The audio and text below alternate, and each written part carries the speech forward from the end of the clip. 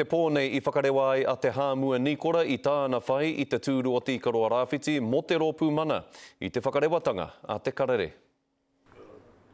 If you are a big, big tree, I am a small axe, sharp and ready, sharpened to cut you down, ready.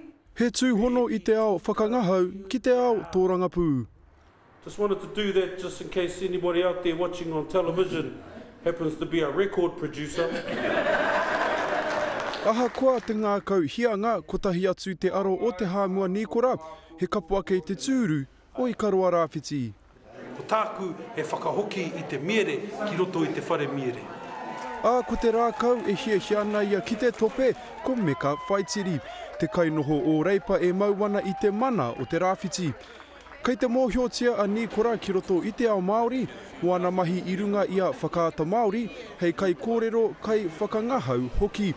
He kaupapa kei te hia te kaiarahi o mana a hone harawira, ki te whai atu mo te oranga o mana huri noa I te motu.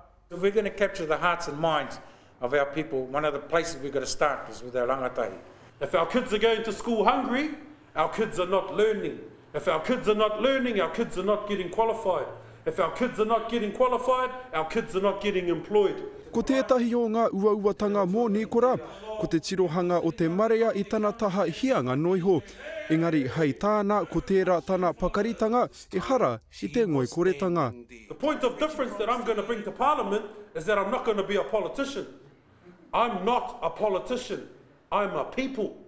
Me te aha he tirohanga whānui mo te pāti mana. I realise that with one man in the house, we are a small axe. But if we have 3 or 4 small axes, that's 3 or 4 more trees we're able to chop down. Kei te tāria tonu te kaitono o te pāti Māori mo te tūru Ikaroa Rāwhiti. Ka tahi ka tino tutu te puehu, he ta gardener te karere.